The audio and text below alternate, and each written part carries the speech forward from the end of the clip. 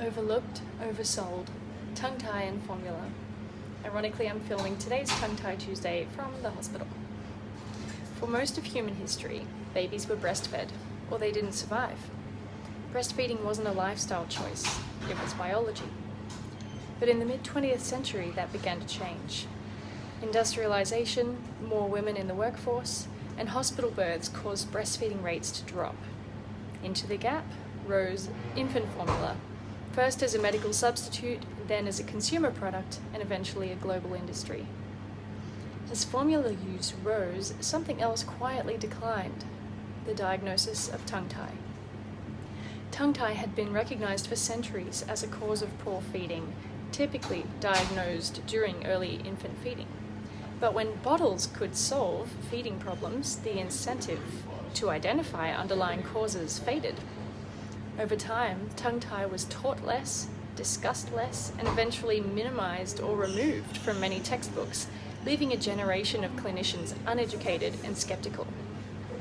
At the same time, formula companies aggressively marketed inside hospitals, giving free samples to new mothers at their most vulnerable time. Research shows mothers are far more likely to stick with the first formula brand they receive, creating long-term customers from a single hospital interaction.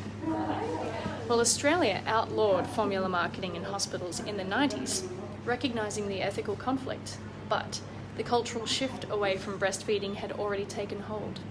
Clinical curiosity around oral function had faded, and tongue tie became something many clinicians were taught to doubt. Today, the global formula industry is worth 80 to 90 billion US dollars, projected to double in the next decade. Meanwhile, tongue tie is re-emerging, not because it's new, but because parents are finally asking, why is feeding so hard? Critics claim tongue tie is overdiagnosed, yet studies measuring prevalence, including posterior tongue restriction, report rates of 28 to 33%. Posterior tongue tie, those sources are in my notes, by the way. Posterior tongue tie, which accounts for many functional restrictions, is still poorly taught or dismissed, leaving countless people undiagnosed. In 2025, a major study showed a strong correlation between maternal folic acid intake and increased rates of tongue tie. Those are also in my notes. This raised questions since folic acid supplementation is heavily promoted, medicalised, and tied to pharmaceutical funding.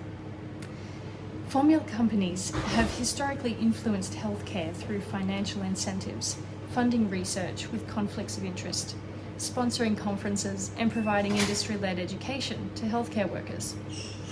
Am I saying all this is intentional? I'm just curious.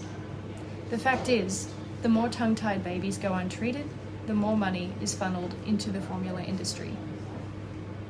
Relationships like this still exist in the US today, in hospitals, doctors' offices, and clinics. Australia, following the US model in medical education and clinical culture, continues to feel these effects, even after the hospital marketing was banned locally. Compounding the problem, dentists, GPs, paediatricians, ENTs, and many midwives receive little or no formal education on tongue tie.